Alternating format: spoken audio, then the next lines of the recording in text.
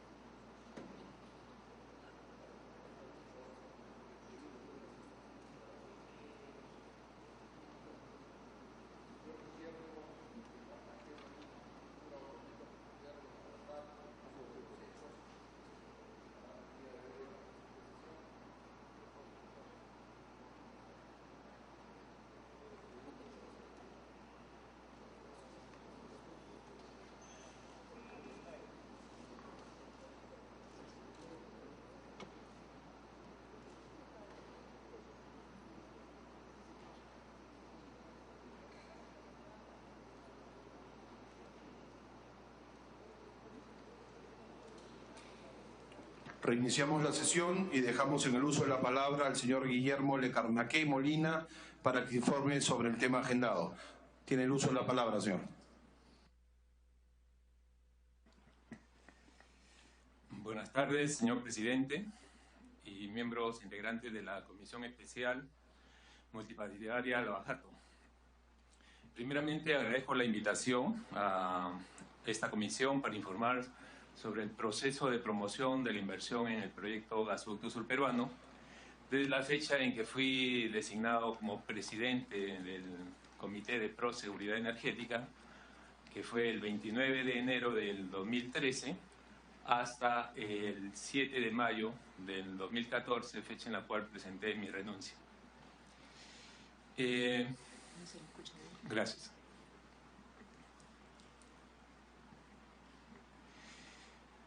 El 29 de enero del 2013, mediante una resolución suprema 010-2013 con mi finanzas, se constituyó el Comité de Pro Seguridad Energética, al cual se me designa como presidente, y al Comité Pro Seguridad Energética en el marco de la Ley 29970, ley que afianza la seguridad energética y promueve el desarrollo del polo petroquímico en el sur del país. Se nos encargan dos proyectos de seguridad energética: el nodo energético en el sur del Perú, bajo los mecanismos del procedimiento establecido en el decreto legislativo 674, y el proyecto mejoras a la seguridad energética del país y desarrollo del gasoducto sur peruano.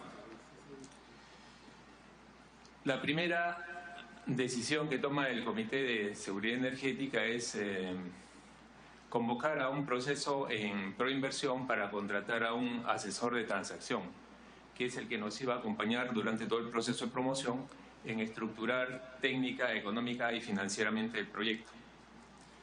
De una base de datos de aproximadamente 45 empresas en proinversión, se hacen las consultas, cuáles empresas estaban interesadas en participar en como asesor de transacción en este proyecto, de las cuales 9 manifestaron su interés, y de acuerdo con los requisitos de calificación establecidos por Proinversión, solamente 2 empresas calificaron para competir en este gran proyecto, ¿no? Básicamente como asesores de transacción.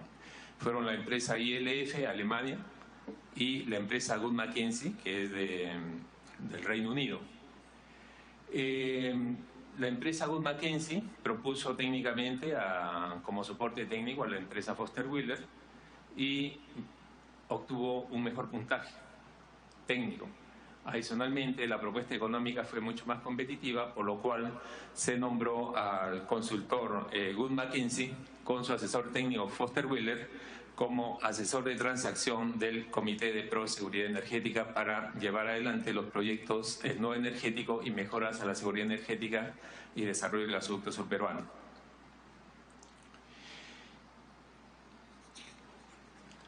Voy a hablar brevemente sobre el primer proyecto que se nos encargó a Proinversión, el nodo energético. El nodo energético, a desarrollarse en la costa sur del Perú, estuvo básicamente sustentado en la oferta y demanda de energía que había sido proyectada por el Ministerio de Energía y Minas al 2022. En este balance de oferta y demanda de energía, se veía que había un crecimiento de la demanda de aproximadamente 8% anual, en el cual para mantener la reserva de generación en un promedio de 30%, era necesario desarrollar proyectos de generación de energía, ya sea hidroeléctricos y térmicos, a partir del año 2016 al 2022. Eso con asegurar el suministro de energía y mantener siempre una reserva de generación ante cualquier emergencia. En este contexto del balance de oferta y demanda de energía al 2022 es que la Dirección General de Energía del Ministerio de Energía y Minas establece que en el año 2016 y 2017 se deberían instalar centrales térmicas por 1000 megavatios. Entonces, se implementa el proyecto del nodo energético. Inicialmente se adjudicarían estos 1000 megavatios en 2 centrales de 500 megavatios cada una, de ciclo simple y duales. Eso significaría que adicionalmente a las centrales térmicas que operan en Chilca, que solamente consumen gas natural, también podrían consumir diésel. Esto es muy importante porque realmente el ducto de líquido de Camisea, en ese contexto de los años 2013-2014, se habían producido accidentes, se había roto en 5 oportunidades el ducto de líquido y ponía en riesgo la generación del centro del país, que está concentrada aproximadamente 3.600 megavatios en Chilca y Lima.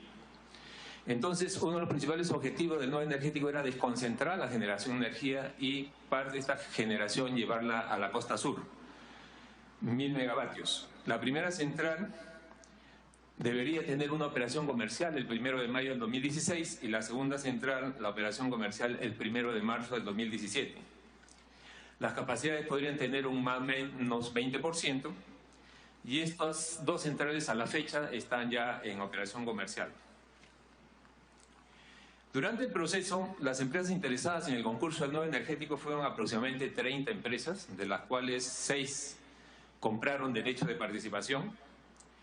El 27 de noviembre, 4 empresas y un consorcio presentaron el sobre 1 de propuesta técnica y el sobre 2 de propuesta económica.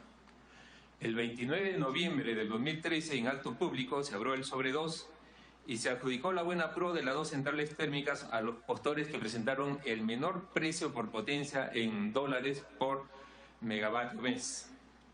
Siendo ganadores de estas centrales la empresa Samay 1 S.A., quien ofreció un costo de 6.899 US$ por megavatio mes, y la empresa Enersur, la planta 2 de la región Moquegua, quien ofertó $5.750 por megavatio mes. Estos fueron los costos más bajos que ha obtenido Proinversión durante los últimos años. ¿Por qué? Porque fue un proceso competitivo, porque se presentaron 4 empresas y un consorcio. Y finalmente el país se vio beneficiado con estas propuestas económicas. A continuación, describiré brevemente la promoción del proyecto Mejoras a la Seguridad Energética y Desarrollo del Gasoducto Surperuano. Siempre teníamos que enfocar estos proyectos en el marco de la Ley 29970 como un proyecto de seguridad energética integral. El nodo energético y el gasoducto surperuano eran un proyecto integral de seguridad energética. El nodo energético anclaría la demanda del gasoducto surperuano en aproximadamente 70% de su capacidad de transporte. Y adicionalmente, el proyecto Mejoras a la Seguridad Energética tiene un componente muy importante, que es darle redundancia a los ductos de TGP en la zona de Malvinas hasta Chiquintirca, que es la zona que había sido muy vulnerable y donde desde Malvinas hasta Quepachato se había roto 5 veces el poliducto de TGP. Y hay una zona, desde la zona de Quepachato hasta Chiquintirca, donde era imposible inclusive que la empresa TGP pudiera hacer operaciones de mantenimiento por temas de terrorismo. Entonces, era necesario considerar en el proyecto, en el marco de la ley 29970, darle redundancia a esos ductos, ¿ok?, para afianzar la seguridad energética y que no haya riesgo de la generación que se estaba dando en el centro de Lima, los 3.600 megavatios que hasta ahora operan en Chilca y Lima. La demanda del gas natural para el gasoducto surperuano estaba anclada, ya se habían adjudicado las centrales térmicas del nodo energético. Realmente eso significaba asegurar un 70% de la capacidad de transporte. Pero adicionalmente, durante el proceso de promoción, nosotros convocamos públicamente a consumidores iniciales que quisieran inscribirse para reservar capacidad de transporte. Cuando nosotros convocamos este proceso de consumidores iniciales, solamente el sector eléctrico, incluyendo el nodo energético, demandarían aproximadamente en la costa sur 532 millones de pies cúbicos. Y adicionalmente habían otros grupos industriales como el Grupo Gloria, Cemento Sur, Aceros Arequipa, Endesa, Termochilca y Yapu, que en total generaban una demanda adicional de 318 millones de pies cúbicos. La suma de los requerimientos del sector eléctrico más los requerimientos del sector industrial en su conjunto sumaban 850 millones de pies cúbicos día calendario.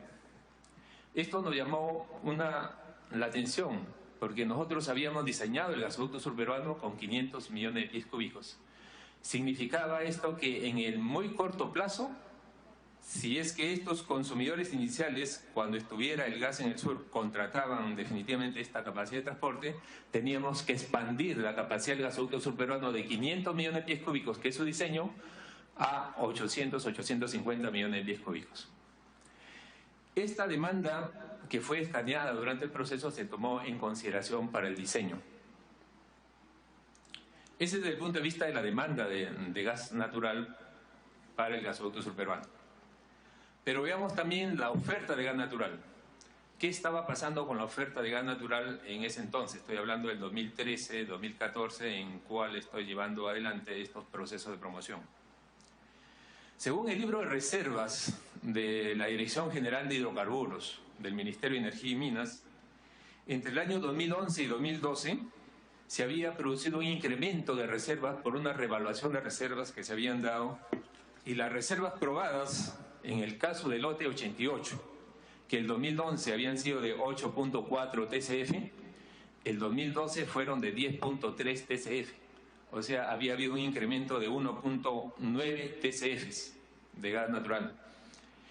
Las reservas probadas del lote 56, que el 2011 habían sido 2.3 TCF, el 2012 se habían incrementado a 2.9, y significaba 694 BCFs o 0.6 TCFs de reservas probadas de gas natural que se habían incrementado en el lote 56.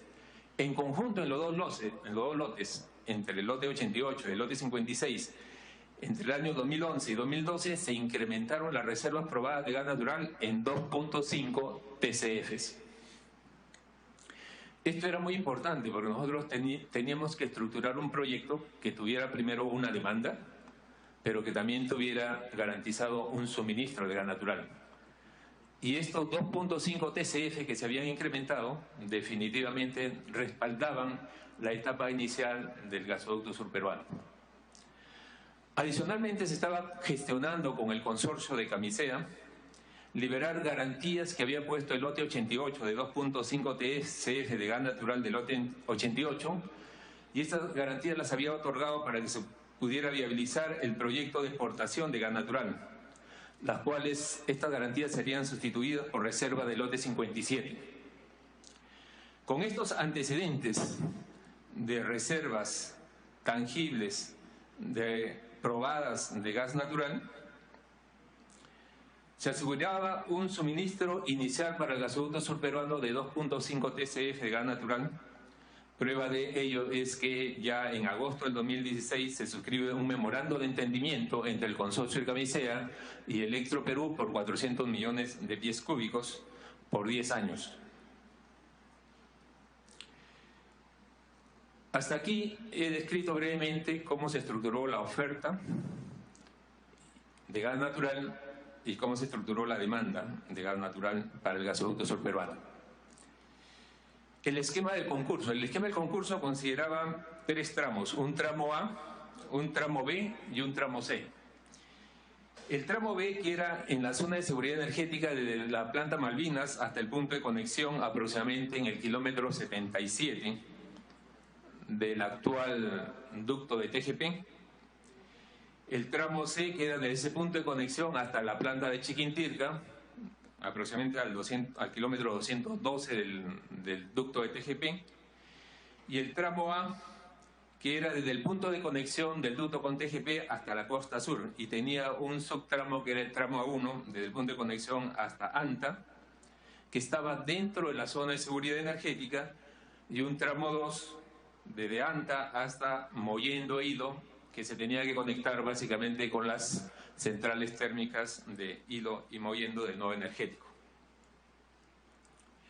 El gasoducto de TGP, en la zona de seguridad energética, entre Malvinas y Chiquintirca, tiene un diámetro de 32 pulgadas.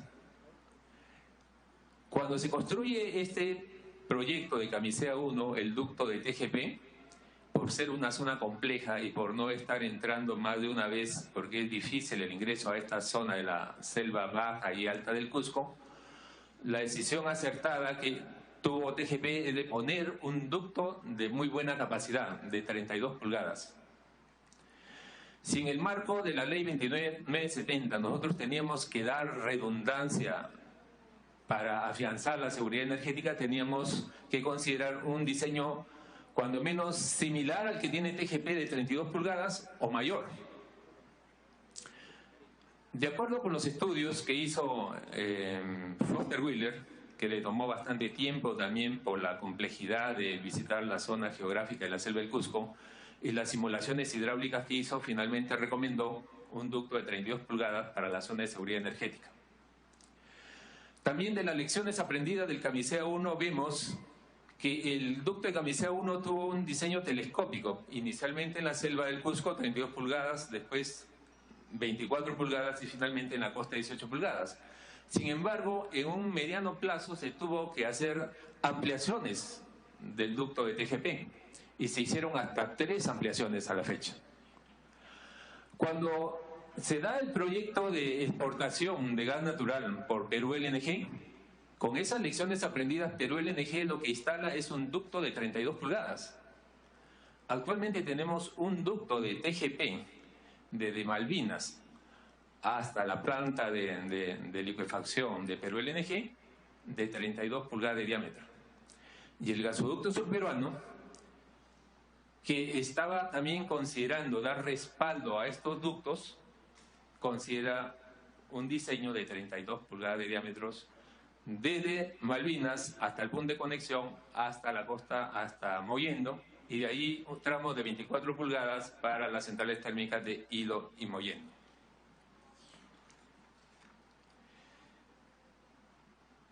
El proceso es complejo. La ingeniería, nosotros tuvimos a Foster Wheeler, que es la 6ª empresa de ingeniería más grande a nivel internacional, y le tomó mucho tiempo estimar los montos de inversión.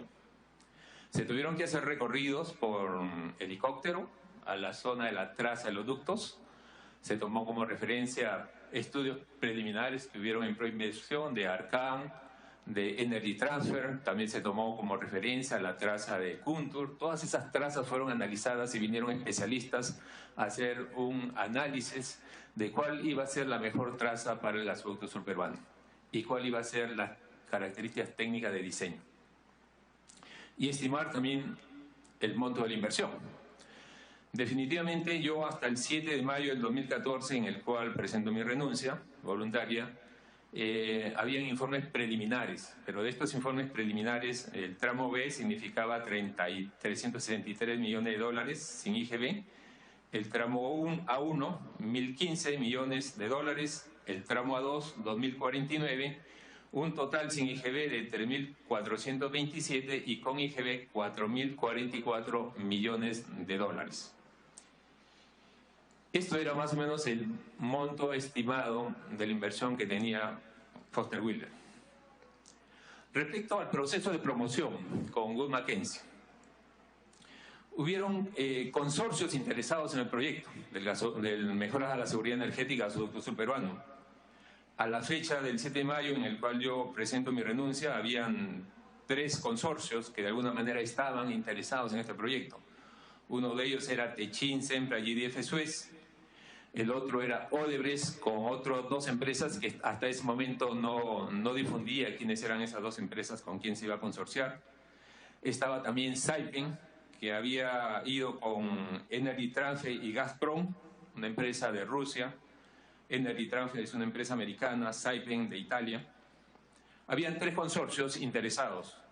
Y empresas interesadas que podrían formar un 4º consorcio estaba TGP, empresa de energía de Bogotá de Colombia, la empresa china CPP, estaba Enagás también dentro de esas empresas que todavía no se había consorciado, Promigas. En total habían 5 empresas adicionales que mostraron interés.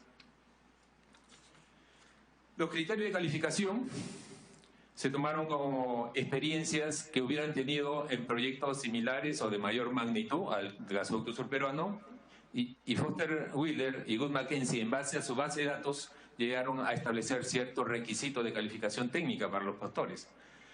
La experiencia mínima era de 5 años consecutivos de haber operado ductos mínimo de 200 kilómetros de gasoducto de 30 pulgadas de diámetro o más, y 250 kilómetros de gasoducto de 22 pulgadas de diámetros o más. ¿Ok?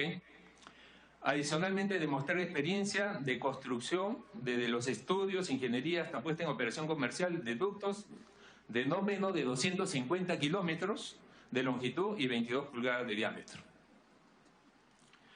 Desde el punto de vista de capacidad financiera, se requería que tengan un patrimonio mínimo de 2.000 millones de dólares al cierre de los 3 últimos ejercicios auditados, y total de activos mínimos de 6.000 millones de dólares americanos. Hubieron ciertos requisitos de calificación que se pusieron para seleccionar a los postores.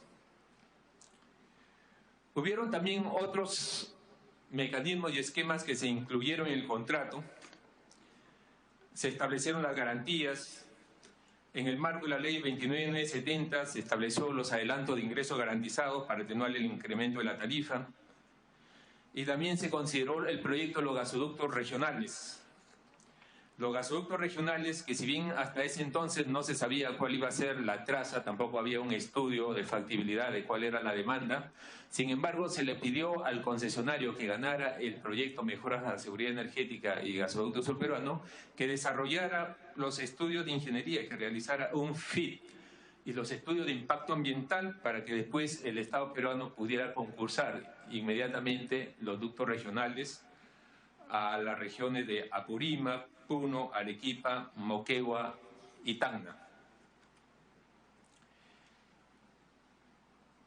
El 7 de mayo, en base yo a una experiencia muy buena que había tenido en promover el proyecto de no energético, donde había habido competencia, se habían presentado 4 empresas y un consorcio y había sido un proceso muy competitivo y se había obtenido el menor costo de la propuesta económica de los postores.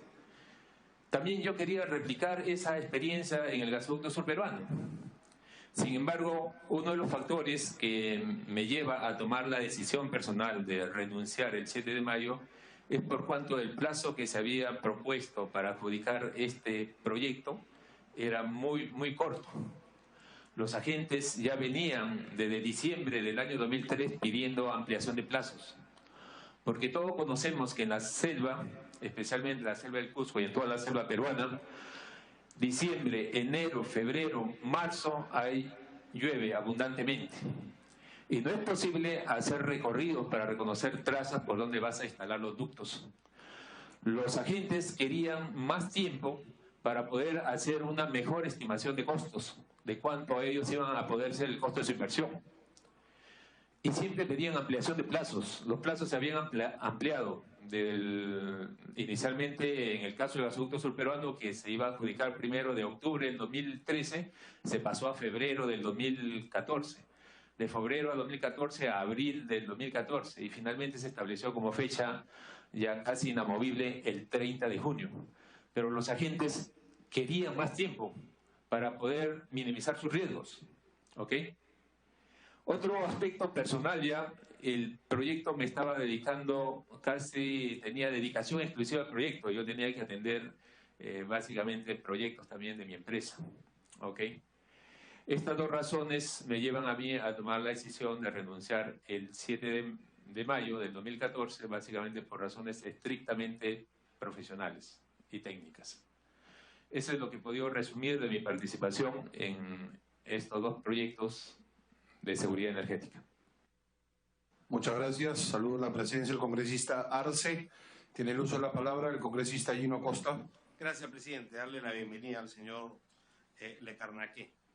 Y preguntarle cuánto hubiera sido un plazo razonable según usted, porque ya se había extendido el plazo 2 veces y había una urgencia por parte del gobierno de salir adelante con la buena pro, pero los postores, dice usted, necesitaban más tiempo. Entonces, ¿cuál hubiera sido un plazo razonable? Y dos, si todos los postores estaban de acuerdo con la extensión del plazo, incluyendo el consorcio ganador. Sería importante saber si, digamos, Odebrecht y sus socios también pensaban lo mismo. Gracias. Para que responda, señor. Gracias, señor presidente. Definitivamente, durante el proceso del proyecto de mejora de la seguridad energética y desarrollo del gasoducto surperuano había una simetría de información. El que tenía más información era, en este caso, el consorcio de Odebrecht, ¿ok? Conocía más la zona, había hecho trabajos sociales, en el proyecto de Puntor tenían ya un estudio de impacto ambiental. Lógicamente que era el consorcio que más se beneficiaba con los plazos más cortos. Mientras que los otros agentes, los otros postores, ya sea consorcios o empresas, necesitaban ir al campo y necesitaban más plazo. Y ellos lo plasmaron con cartas. Yo tengo cartas que dirigieron los postores, que las puedo dejar al presidente y toda la información que sea necesaria, mediante las cuales ellos solicitan un mayor plazo. En una oportunidad que en el Consejo Directivo de Proinversión se reúnen todos los agentes interesados para manifestar si podían llegar al 30 de junio, ellos manifestaron que definitivamente necesitaban más plazo. Podían llegar a hacer un esfuerzo, inclusive le ofrecieron en este caso al Consejo Directivo ya el 28 de julio o 25 de julio, como para que haya algo que anunciar en el mensaje del 28 de julio del 2014. La mayoría de postores querían agosto del 2014. Esa era el tiempo que necesitaban. O sea, tampoco no necesitaban varios meses. Necesitaban 1 a 2 meses adicionales para estar más asegurados del monto de la inversión y para acotar todos sus riesgos. Congresista Gino Costa, continúe. Y entonces que la decisión de no ampliar el plazo favoreció a Odebrecht. Esa es una pregunta. La segunda es, ¿quién decidía la ampliación del plazo? ¿El comité directivo de Proinversión o era una prerrogativa que se podía adoptar en el propio comité? Definitivamente hay cambios sustanciales que se hacen al proceso, del cual no está autorizado el comité, en este caso el comité que yo presidía. La decisión pasada por el Consejo Directivo de Proinversión, que lo presidía el ministro Castilla y todos los ministros que integraban el Consejo Directivo de Proinversión. Ellos tenían que tomar la decisión y en base a la información que daba el mercado, en base a la información que nosotros proporcionábamos, tenían que tomar la decisión si continuaba la fecha de 30 de junio o había una ampliación más del plazo. Saludamos la presencia de la congresista Luciana León. Continúe, congresista Dino Costa. Usted mencionaba que Odebrecht, además, en relación con los postores, tenía mucho más información y quizás esta es la razón por la cual no necesitaban tanto tiempo, ¿no?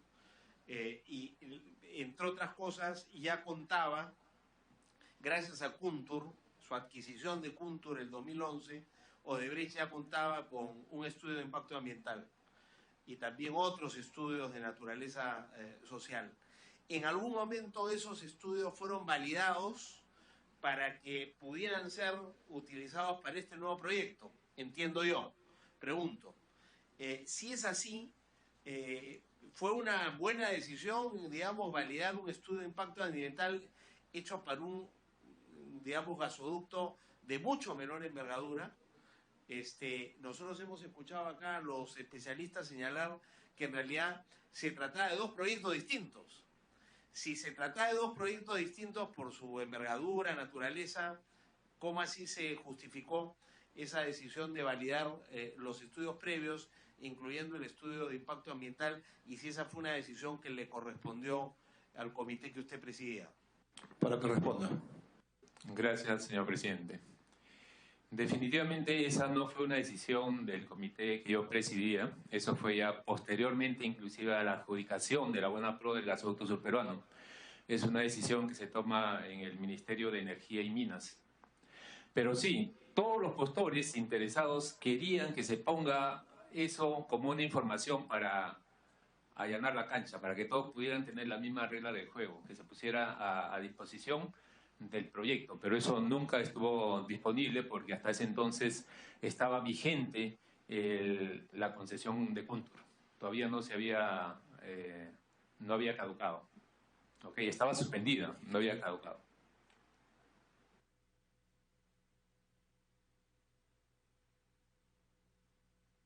Congresista Víctor Andrés García Belaúnde, tiene el uso de la palabra. Le doy la bienvenida a nuestro invitado. Usted acaba de decir que no había caducado la concesión de Kuntur. ¿Podía caducar? Era una decisión de un comité especial que estaba en el Ministerio de Energía y Minas que tenía que tomar esa decisión. Ellos, en base a una serie de análisis, habían tomado la decisión de no tomar acción, de ejecutarle la carta fianza a Kuntur. Las razones las desconozco, porque ese era un trabajo estrictamente del comité del Ministerio de Energía. De acuerdo, o sea que es una decisión que no correspondía a usted. ¿A quién le correspondía entonces? Al concedente. Sí, gracias, presidente. Le correspondía al concedente, que era el Ministerio de Energía y Minas. El Ministerio de Energía y Minas. ¿Y quién era el ministro? Estaba ministro, inicialmente el ministro Merino, que estuvo en este proyecto, y posteriormente el ministro Eleodoro Mayorga. ¿Y usted sabe de quién fue la decisión de no cobrarle la carta de fianza una vez que se reemplazó al concesionario de Kuntur por la otra concesión, el gasoducto del sur? No recuerdo realmente en qué gestión se... ¿Cuál es la diferencia sustancial entre el tubo de Kuntur y el actual gasoducto que ganó la licitación? Para que responda. Gracias, presidente.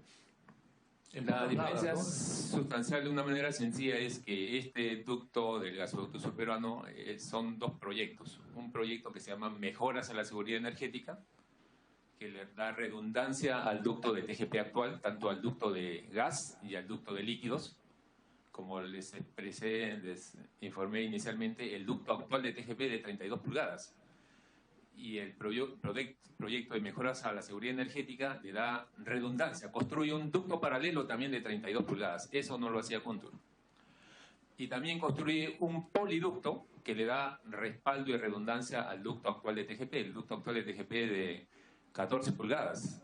el proyecto del gasoducto surperuano le da un respaldo de 24 pulgadas.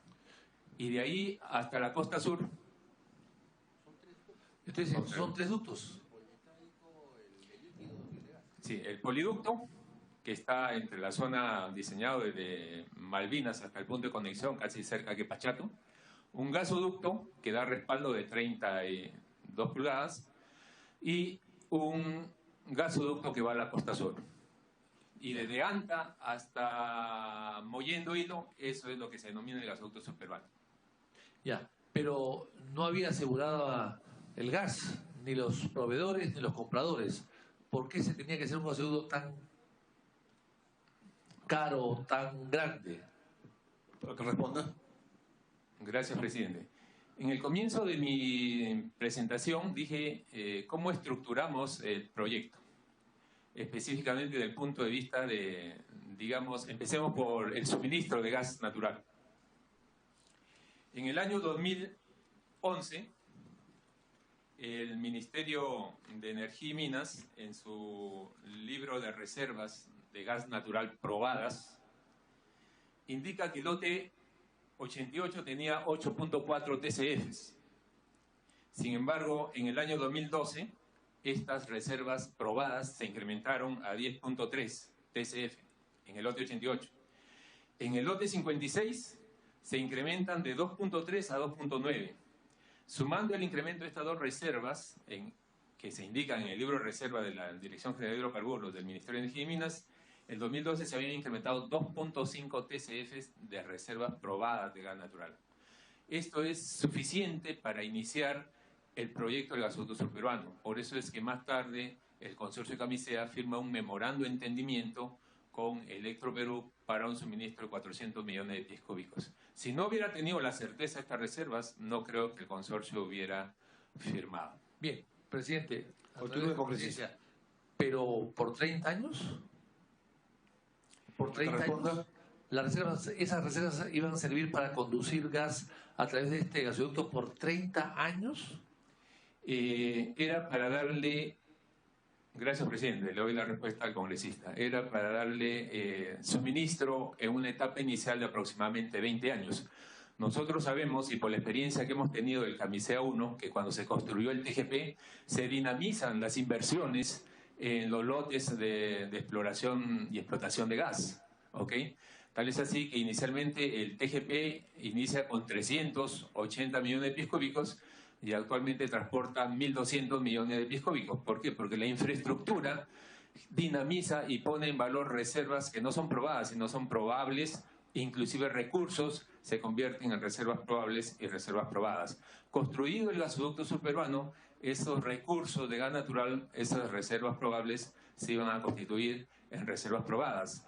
Y ya desde entonces, cuando nosotros estábamos trabajando con Wood Mackenzie, él hizo un sondeo con todos los operadores de los lotes de gas natural, inclusive con el actual operador CNPC lote 58. Ya desde ese entonces nosotros teníamos ya indicios de que en el lote 58 habían 4 TCF de gas natural. O sea, había gas para este proyecto. Bueno, o sea que no había para 30 años, había para... En realidad se habló de 17 años, no de 20. ¿No? De 17 años, no de 20. O sea, significa que hacían una inversión de esta naturaleza por 17 años seguros y los otros eran probables, ¿no? Era una proyección, era producto de la imaginación, de la fantasía. Y entonces, para terminar estas preguntas, presidente, sobre este tema, concretamente, esa diferencia que usted, a través de la presidencia, ha dicho, ¿justificaba pasar de 1.300 millones a 7.300? El costo del gasoducto justificaba pasar el presupuesto del gasoducto de 1.300 millones que hablaba Kuntur a 7.300? Para que responda. Presidente, muchas gracias. Yo creo que ahí hay una confusión en la comparación. Entiendo que los estudios de Kuntur fueron estudios preliminares donde se obtiene ese monto estimado de inversión de 1.330 millones de dólares. Cuando el Estado peruano quiere participar en ese proyecto a través de Petroperú, Petroperú encarga con la CAF unos estudios para validar la información de Kuntur, para ver si es que esa información de los 1.330 millones era confiable. Y la CAF contrata a una empresa Gulf y contrata también Petroperú adicionalmente con la CAF Gulf contratan a KPMG. Y estas empresas revisan toda la información que tenía el proyecto Kuntur y se dan con la sorpresa que era un estudio de gabinete, que no había tenido mucha información de campo. Y cuando ellos revisan toda la información y la traza que más o menos habían delineado, estiman en sus informes que ese proyecto debería estar en el orden de 4.800 a 5.500 millones de dólares. Son los informes a los cuales llega la empresa Gulf, que contrató la CAF, y KPMG, que también llega por un monto similar. Yo tengo aquí los informes, si bien es cierto, estos son estudios que hizo en su oportunidad Petroperú, un acuerdo inclusive de confidencialidad con Kuntur, cuyo plazo ya venció, pero aquí están los informes de la CAF y de Gulf, donde dan las cifras que les estoy comentando, y también el de KPMG. O sea que usted dice que los informes eran preliminares, eran que un bosquejo. Preliminares, no eran ni siquiera estudios de prefactibilidad, eran estudios, así lo menciona, no lo menciono yo, lo dice la Gulf. Pero usted que es un profesional del tema, ¿usted cree que una empresa como Kuntur puede ganar una licitación y hacer una obra con informes preliminares? ¿Eso es factible? Era una iniciativa privada y ellos pusieron esos... ¿Pero una iniciativa privada puede ser tan irresponsable? Habría que consultarles a ellos, pero lo que yo sí puedo basarme es en los informes de las empresas que auditaron ese proyecto. Yo realmente no estuve cuando se estaba dando ese proyecto contra. Algunas preguntas, presidente, que quisieran unas respuestas cortas, ¿no? ¿Desde cuándo se desempeñó como titular usted, ingeniero, a través de la presidencia del Comité de Proseguridad Energética de Proinversión? ¿Desde cuándo? ¿Cuándo se desempeñó? Fecha de entrada y de salida. Gracias, señor presidente. Mi inicio, el 29, yo inicio mi gestión en el proyecto los proyectos de seguridad energética, integrando el Comité Pro Seguridad Energética, el 29 de enero del 2013, mediante Resolución Suprema 010-2013-F, se constituye el Comité Pro Seguridad Energética y me nombran como presidente de dicho comité. Y estoy en el Comité de Pro Seguridad Energética hasta el 7 de mayo del 2014, fecha en la cual renuncio. Y antes del 2013, desde enero del 2013, ¿a qué se dedicaba usted? Para que responda. Gracias, presidente. Yo soy un profesional que tengo más de 20 años en el sector hidrocarburos. He trabajado 15 años en Petroperú. He llegado a ser gerente general de Petroperú. Tuve una gestión exitosa hasta el año 2005, en la cual constituyo mi empresa para dar consultorías en el sector energético en el país y en toda la región. Bien, pero, presidente, de 2005 usted constituye una consultoría. ¿Esa consultoría funcionó hasta cuándo? ¿Para que responda? Gracias, presidente. Esa empresa consultora funciona hasta la fecha de hoy, porque yo soy gerente general y el consultor principal de la empresa. ¿Y esa consultoría funcionó también entre el 2013 y 2014, que usted estaba en Proinversión? ¿Para que responda? Gracias, presidente. Sí, pero lamentablemente yo no estaba muy ligado a mi empresa, y una de las razones por las cuales también yo renuncio es porque me tomaba ya dedicación exclusiva este proyecto de mejoras a la seguridad energética y desarrollo del gasoducto sur peruano para retomar mis funciones de consultor en mi empresa. Pero digamos, usted no, a través de la presidencia, usted no dejó nunca de pertenecer a su empresa ni asesorar a su empresa a pesar que estaba trabajando para el Estado. Para que responda. Y usted asesoraba a empresas privadas que hacían negocios con el Estado. Gracias, presidente. Realmente mi empresa no dio nunca consultorías al sector de gas y energía eléctrica. Mi empresa tiene un nicho de mercado que es el sector hidrocarburos, comercialización del sector hidrocarburos de combustible, básicamente. ¿Pero el sector hidrocarburos tiene que ver con el Estado o no? ¿Las empresas no tenían que ver nada con el Estado? ¿No tiene ningún tipo de contacto con el Estado, las empresas que usted asesoraba? Para que responda. Gracias, presidente. Sí, yo soy consultor de empresas privadas y empresas del Estado también, pero no tenía conflicto de interés alguno, en este caso con el proyecto del gasoducto o con el nodo energético. ¿Y cuándo tomó la decisión entonces de dejar el cargo? ¿Usted algo ha dicho ya por qué se retiró? ¿Por asuntos personales usted ha dicho? ¿O es que hubo algún tipo de divergencia, digamos, con el ministerio o con la gente de Ocitran? O perdón, de Proinversión. Para que responda y precise. Gracias, señor presidente.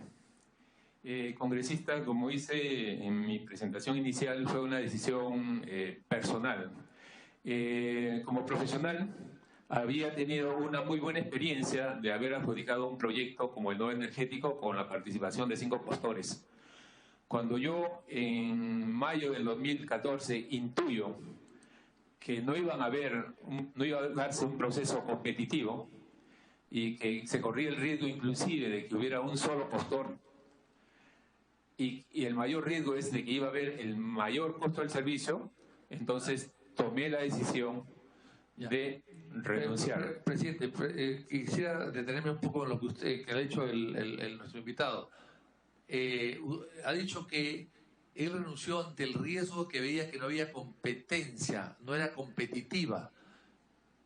¿Cómo vio ese riesgo? ¿Cómo detectó? ¿Vio que estaba dirigido ya la selección para elegir a Odebrecht? ¿Estaba a elegir ese consorcio? ¿Estaba ya preestablecido, dirigido? ¿Cuáles son las manifestaciones que usted se dio cuenta que podían, digamos, afectar la competitividad? Para que responda. Gracias, señor presidente. Básicamente era por el plazo tan corto que se había fijado, que era el 30 de junio, para adjudicar este proyecto. Al 30 de junio no iban a llegar los 3 consorcios y las 5 empresas interesadas que de alguna manera querían participar. Necesitaban más tiempo para hacer una estimación del monto de la inversión y poder acotar sus riesgos. Y no se dio cuenta usted que a la hora de salir, porque la información que tenemos es que usted fue dejado de lado porque no era colaborador, digamos, del concurso que se venía o de la adjudicación que se venía, usted le llamó la atención que tan pocos días después o semanas después se eligiese a un concesionario casi postulando solo. ¿No le llamó la atención que le entreguen la licitación a Odebrecht y a sus consorcios sin competencia? Para que responda. Gracias, señor presidente. Definitivamente ya esa es una decisión que tomaron las personas que se quedaron a cargo del comité y decisiones y riesgos que asumieron el Consejo Directivo de Proinversión.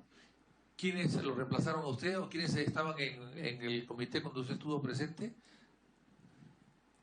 El comité, el 29 de enero del 2013, presidente, por favor, con su permiso. El 29 de enero del 2013, cuando se designa, se nombra el Comité Pro Seguridad Energética, lo integraba la doctora Rosa María Ortiz, el ingeniero Gustavo Navarro, y lo presidía yo. ¿Y cuando usted se va, ellos se quedan o se van? Señor presidente, con su permiso. Cuando yo me presento mi renuncia, se queda el ingeniero Gustavo Navarro y nombran a 2 miembros más. Bien. Usted, presidente, a través de la presidencia, ¿usted conoce al señor Mayorga? ¿Tiene amistad con él?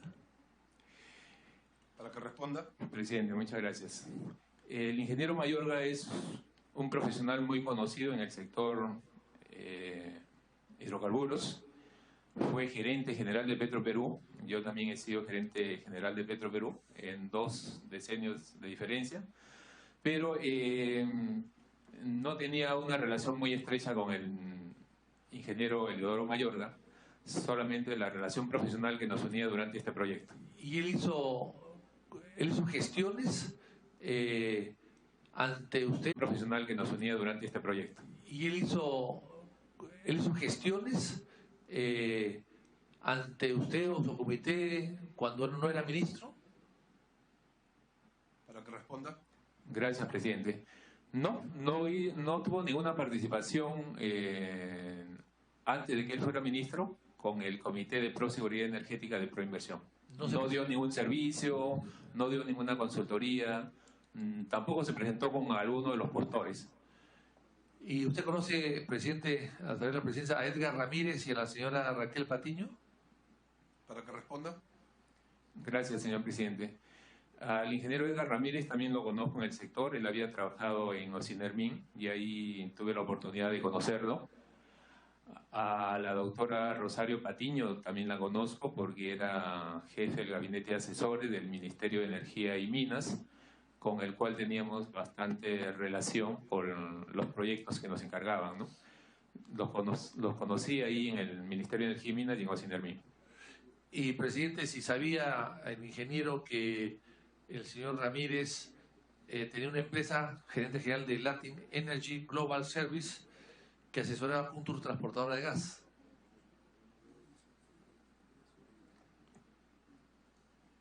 ¿Sí?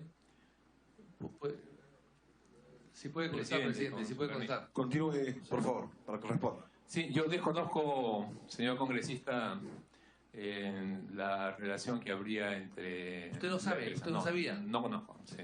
No conocía tampoco en ese entonces.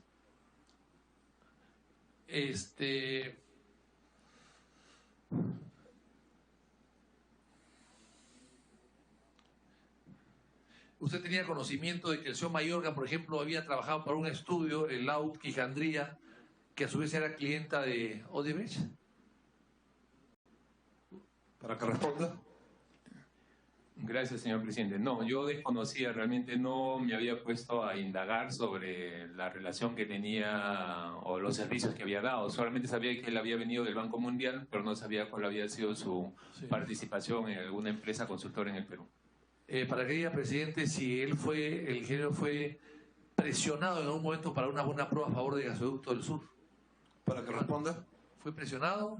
Hasta que estuvo en el cargo, ¿fue presionado por Gasoducto del Sur o por Odebrecht en algún momento? Gracias, señor presidente. Quisiera que me aclare la pregunta. No, ¿Quién fue presionado? ¿El señor Mayorga o yo? No, si usted personalmente. Ok.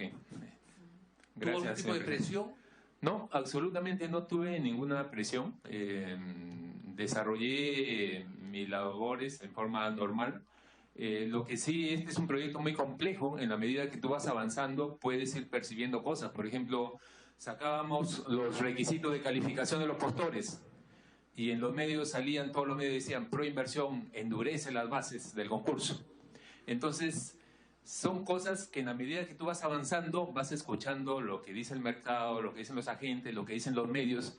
En alguna oportunidad me invitaron a una mesa redonda y todas las preguntas que me hicieron eran sobre el gasoducto surperuano, cómo se había estructurado financieramente. Al final me hicieron una pregunta sobre la petroquímica y el primer titular que sale es presidente de Proseguridad Energética de Proinversión. Dice que el gasoducto surperuano nace sin el corazón de la petroquímica. Entonces los medios jugaban un rol muy... Yo sentía mucha presión o interferencia de los medios, ¿no? Presidente, el ingeniero Le Carnaqué, que nos diga que él vive él ha vivido durante estos años del Estado o sus ingresos principales o han sido ingresos de su asesoría en su empresa, y que nos diga el nombre de su empresa, porque acá veo que hay 3 empresas, no una sola, en la que ha participado. Para que responda. Sí, presidente, muchas gracias. Yo tengo una empresa principal constituida desde el año 2003, que es la empresa World Products Trading, SAC, que es con la que damos consultorías en el sector energético a distintas empresas, grupos empresariales privados y a empresas del sector público. Anteriormente también he tenido otras empresas, pero que no han tenido mucha actividad. He sido miembro en un directorio de la empresa Hispaya Energía, actualmente está totalmente inactiva, y otras empresas que ya también están inactivas, ¿no? Pero la empresa con la cual yo trabajo y con la cual doy servicio es la empresa World Produce Trading SAP. Digamos que ahí vienen sus ingresos principales. Sí, adicionalmente a la consultoría nosotros también tenemos un rubro que es comercialización de combustibles. Operamos grifos, estaciones de servicios. O sea, ese es el giro de nuestro negocio. ¿Ok? Ahora, presidente, ¿y eso le permite tener, digamos, estos préstamos, estas garantías, estas hipotecas, garantías que suman hasta 1.200.000 soles? ¿Esa empresa da para poder mantener ese tipo de garantías y de hipotecas y pagar a bancos estas cantidades de dinero de manera puntual? Para que responda. Gracias, señor presidente. Definitivamente todos los préstamos que hace mi empresa son de alguna manera respaldados con contratos de servicios. Nosotros damos contratos de consultoría de servicios a Ocinermin y a otras empresas del sector privado. Entonces, son esos flujos los que me permiten cumplir, digamos, el pago de garantías. Cada vez que uno postula a una empresa, a un concurso de una empresa del Estado, tiene que sacar una carta fianza, y esas cartas fianzas son respaldadas con los ingresos que uno va a tener de la prestación del servicio. Las garantías hipotecarias están en pago, ¿no? Todavía algunas no se terminan de pagar, pero todos son en base a los ingresos profesionales y de mis empresas y negocios.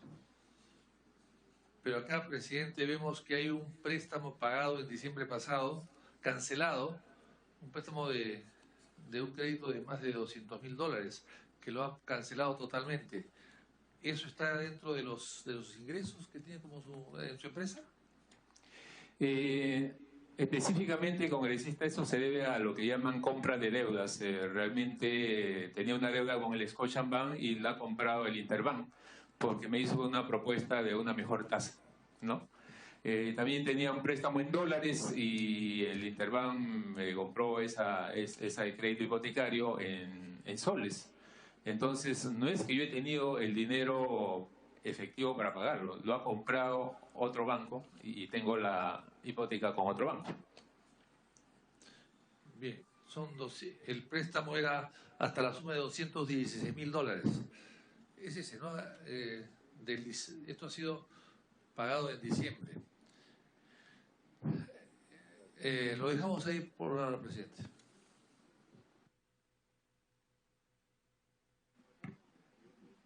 Gracias, presidente. Sí, para retomar, yo quisiera saber, cuando usted entra al comité, en el comité directivo de Proinversión, en representación de Energía y Minas, hay un ministro distinto que cuando usted se va, ¿no es cierto? Cuando usted se va, está Mayorga.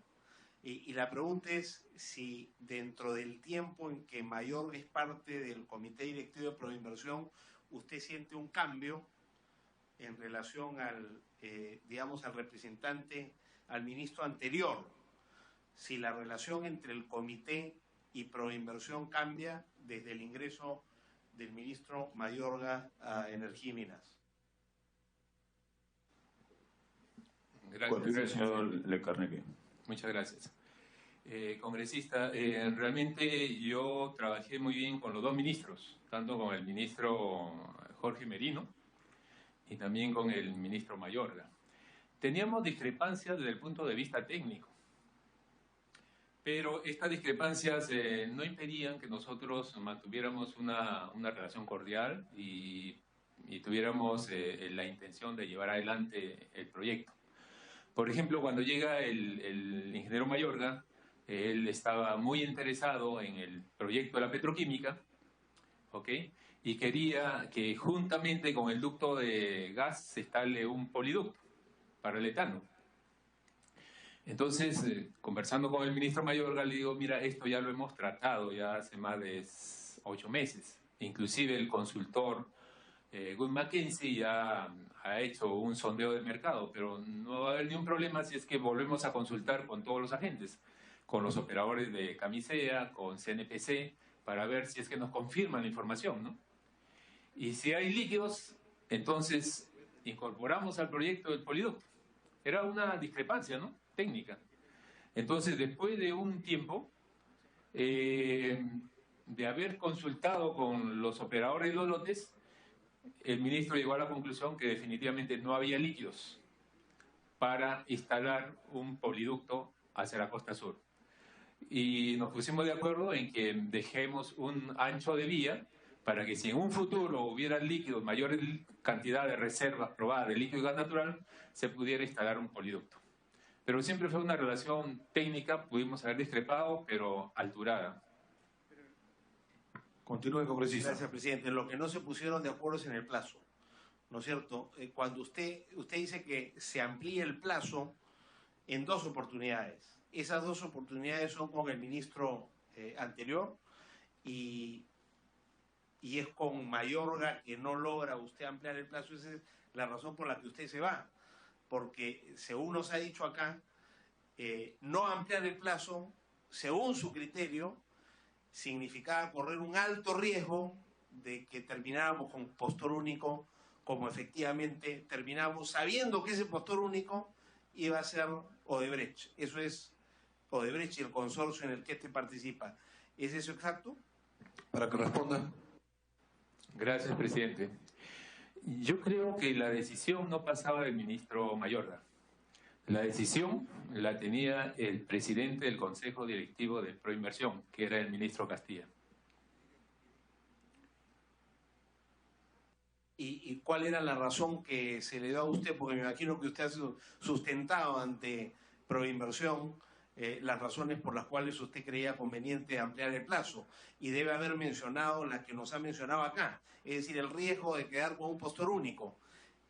¿Por qué esa recomendación del equipo técnico presidido por usted cayó en oídos sordos de Proinversión encabezado, digamos, por el ministro Castilla?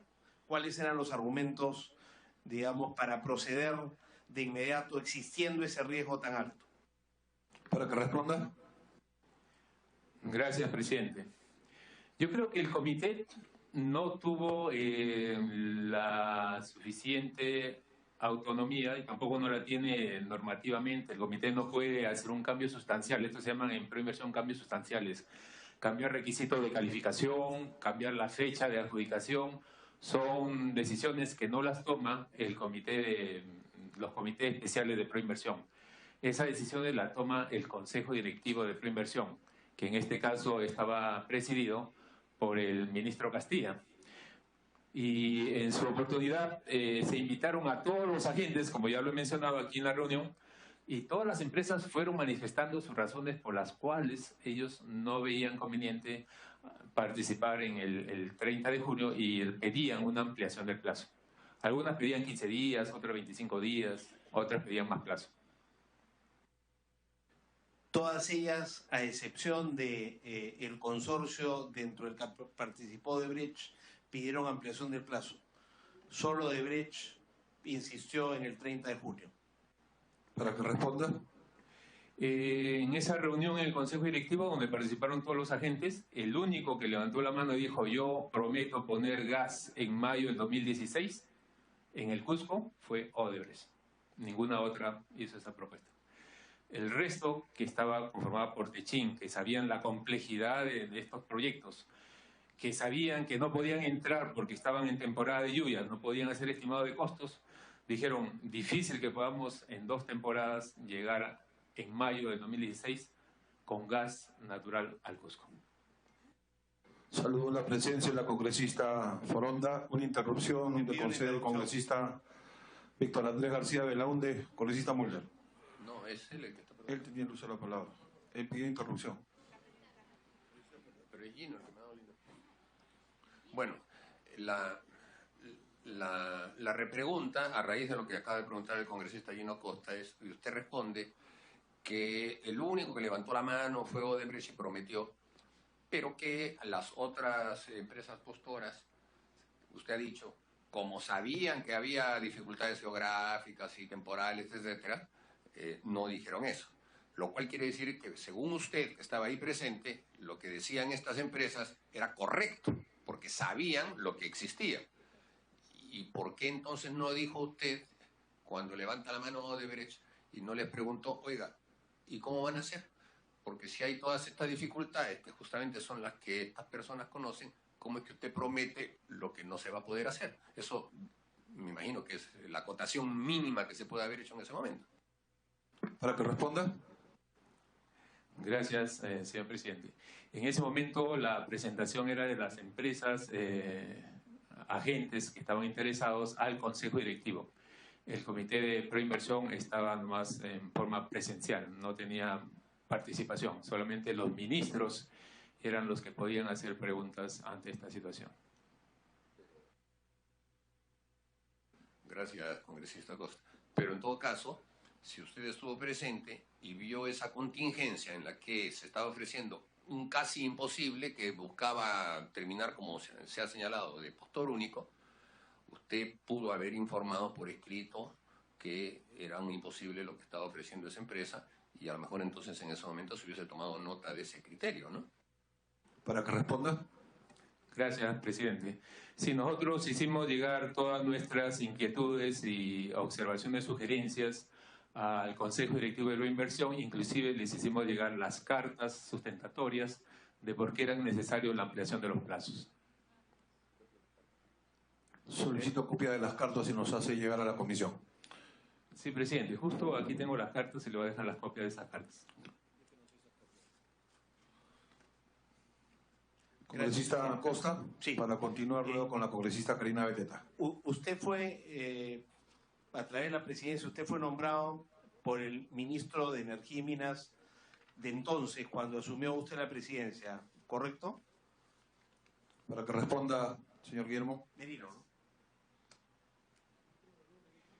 Gracias, señor presidente. Sí, congresista, sí, yo fui designado por el ministro Jorge Merino. Realmente yo creo que evaluaron a muchos profesionales del sector y bueno, yo tenía el perfil que él consideró que podía llevar adelante este proyecto y por eso me participó, si es que estaba interesado en apoyarlo en este megaproyecto.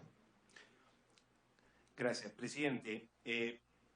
También quisiera preguntarle al ingeniero Le Carnaqué qué opinión tiene él sobre la manera como el único otro postor, en adición al consorcio del que participa Odebrecht, queda fuera de carrera en el último momento. Es decir, proponen un cambio de la participación de cada uno de los cuatro socios, un cambio de esa participación, faltando unos pocos minutos para la entrega de los sobres 2 y 3, lo que da pie para que quede descalificado este otro competidor. Digamos, hay opiniones sobre si merecía o no ese consorcio ser descalificado, pero lo cierto es que la conducta de este consorcio fue muy extraña porque era claro que se corría el riesgo de ser descalificado. Con la experiencia que usted tiene en el sector, ¿a qué puede atribuir esta conducta de casi autoexcluirse, ¿no es cierto? O correr el altísimo riesgo de autoexcluirse del proceso de la buena pro. Para que responda. Gracias, señor presidente. Yo realmente desconozco las decisiones que tomó el Consejo Directivo de Proinversión, básicamente en esta decisión y en esa hora del otorgamiento de la buena pro. Por lo que he tenido, yo ya no estaba en ese momento en el Comité de Proseguridad Energética y la información que tengo es la que todos conocemos de los medios, que hubieron estudios de abogados que soportaron esa decisión, pero creo que eso es un tema de investigación. Pero le llamó como ciudadano y especialista, ¿le llamó la atención la conducta del consorcio? ¿Ocurre esto normalmente en procesos de esta naturaleza? Y si es inusual, ¿a qué atribuye una conducta tan extraña como esta? Es decir, salir de la carrera cuando estamos a 10 metros de llegar. Para que responda. Realmente no es usual. Los consorcios, bueno, hay reconformación de consorcios, pero hay plazos y límites para ya no mover las estructuras y participación de consorcio, ¿no?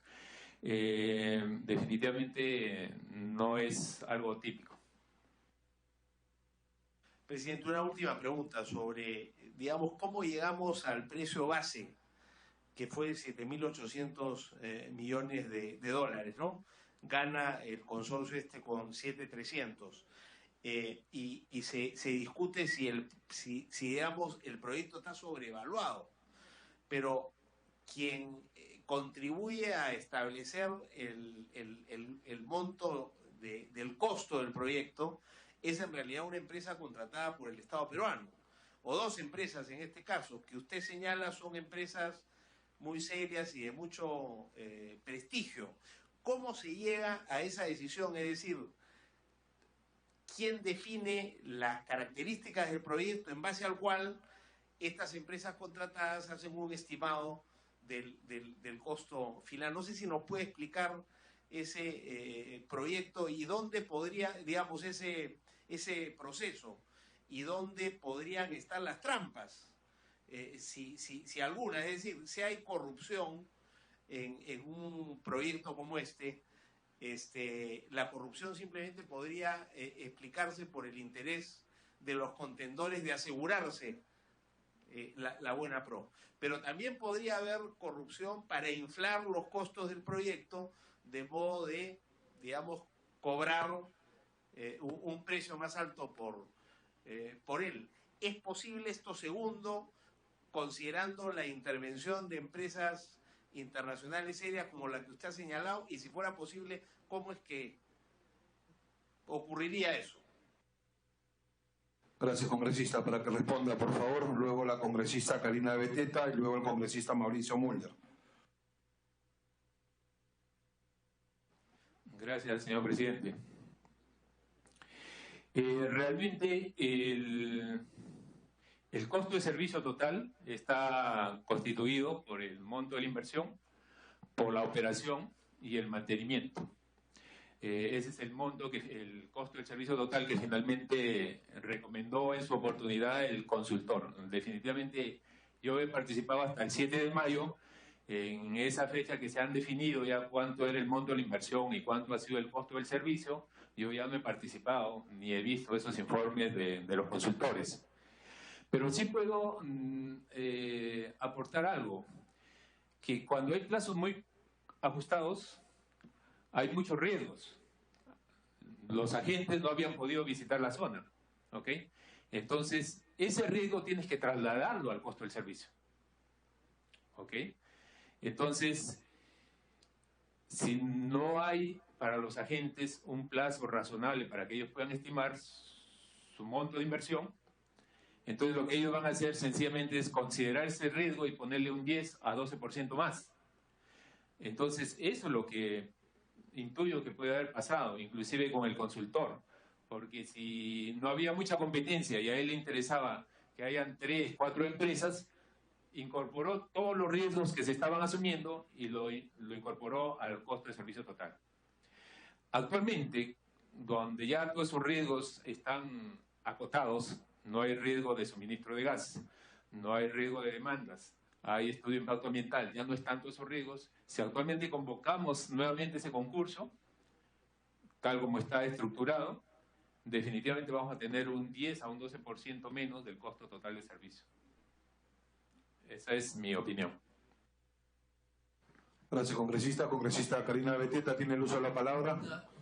Luego el congresista Mauricio Mulder, el congresista Quintanilla, el congresista Marisol Espinosa y concluye el rol de participantes el congresista Castro. Gracias, presidente. Me pide una interrupción el colega. Presidente, 2 o 3 cosas. Sí, congresista, tiene el uso de la palabra. Gracias. 2 o 3 cosas muy concretas. Que nos diga el invitado si ha sido, cuando fue miembro de Petroperú, tuvo algún tipo de proceso por delito de colusión. Para que responda y precise.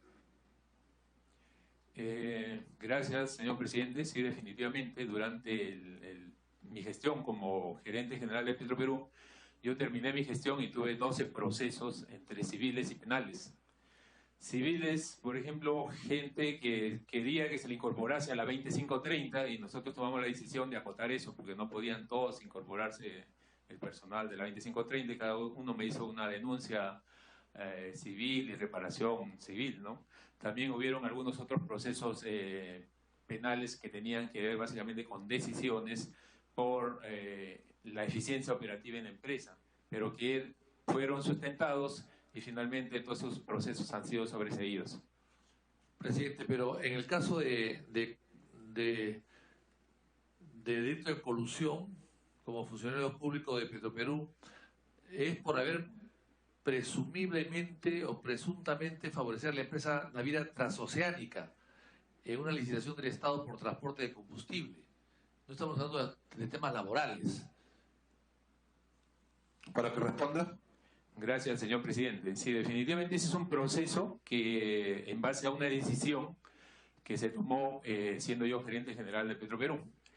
El transporte que hace Petroperú y la distribución de sus combustibles hace un cabotaje de la refinería Talara a todos los terminales, Eten, Salaberry, Chimbote, Supe, y se tiene contratado a empresas navieras. En ese entonces, en el año 2013, 2014, era...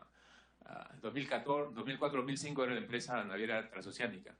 Estábamos en un contexto de que elevaba el precio internacional del petróleo y el digamos, costo de los fletes también subía. El costo del time charter de un buque que hace cabotaje que teníamos posicionado ahí en Petroperú era de $12.000 por día. Si nosotros salíamos al mercado teníamos que contratar a unas naves pagándole $25.000 por día. Entonces, ¿qué decisión tomábamos? Tomábamos la decisión de contratar a la flota que teníamos en este momento operando, distribuyendo con un time charter de $12.000, o contratábamos y salíamos al mercado a contratar una flota naviera que nos costaba $25.000 por día. Fue una decisión totalmente técnica y económica y fue sustentada, y por eso es que en su oportunidad ese proceso queda sobreseído, porque no hubo ninguna colusión. Entonces nos coludimos para hacerle ganar plata a Petroperú. Esa fue la decisión final, ¿no? Gracias, señor presidente.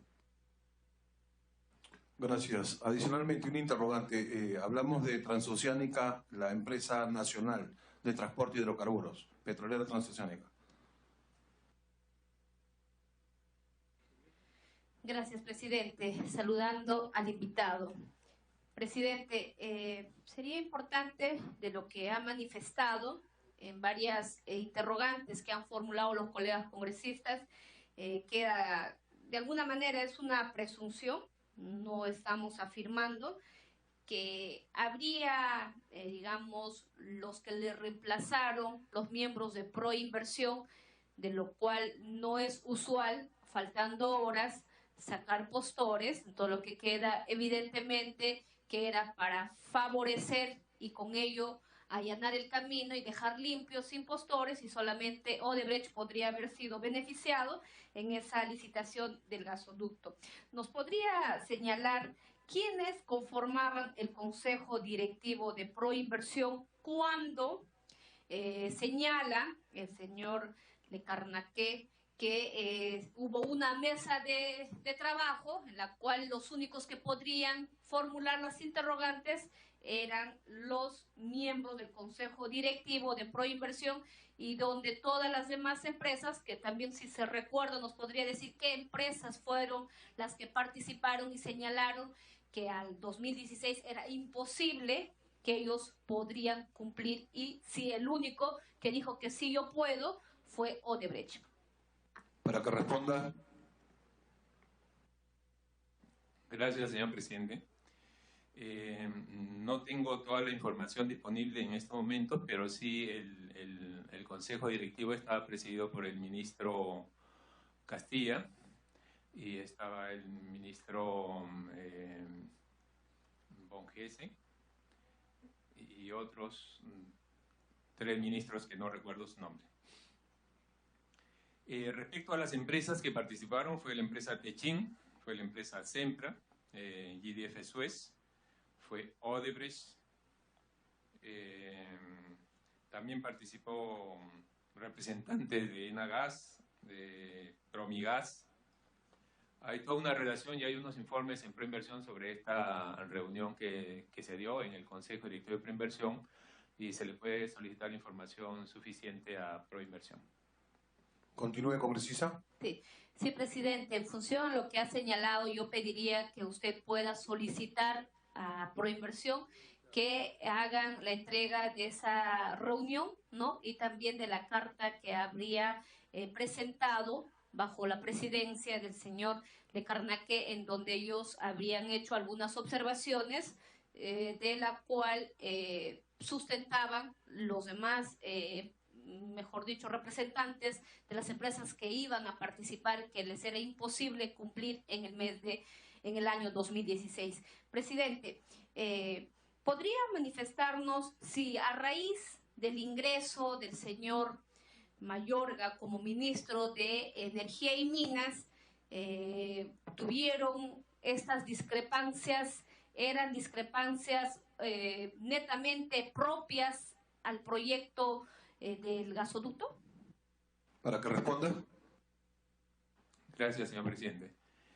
La única discrepancia que tuve con el Eudoro Mayorga desde el punto de vista técnico era si es que se podía incluir o no un poliducto.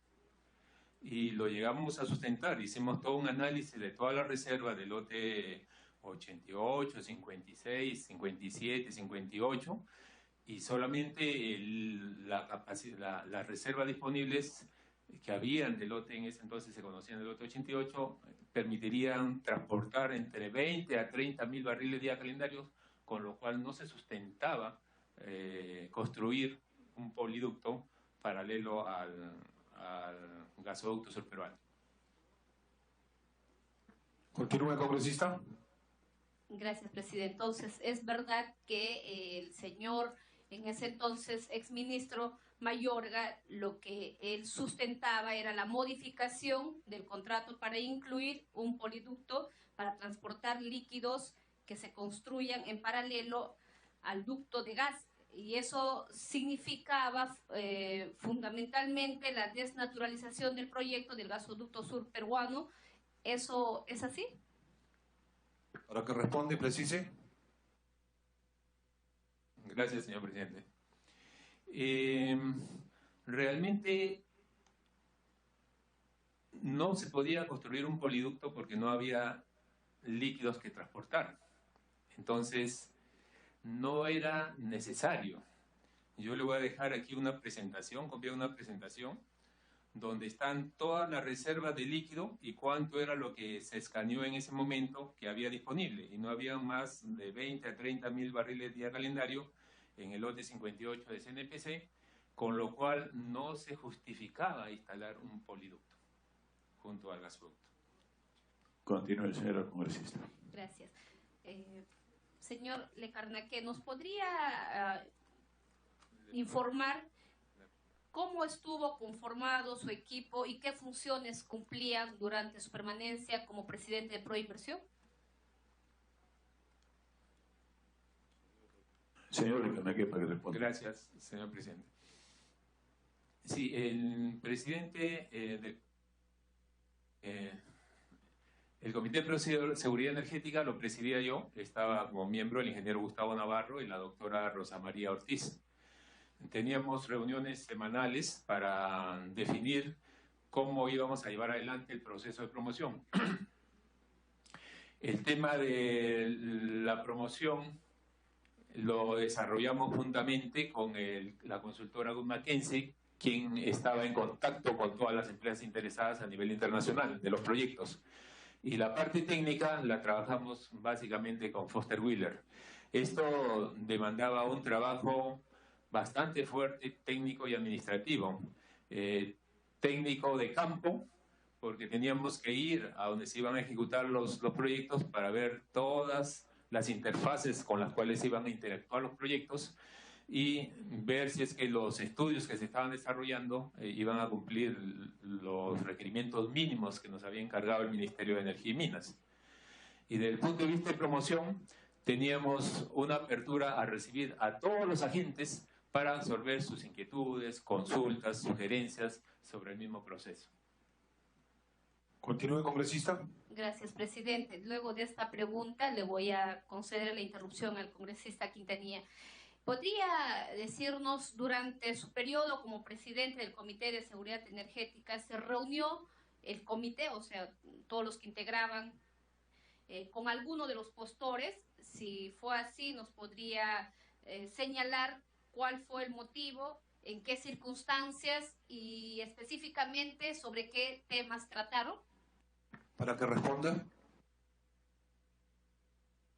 Gracias, señor presidente.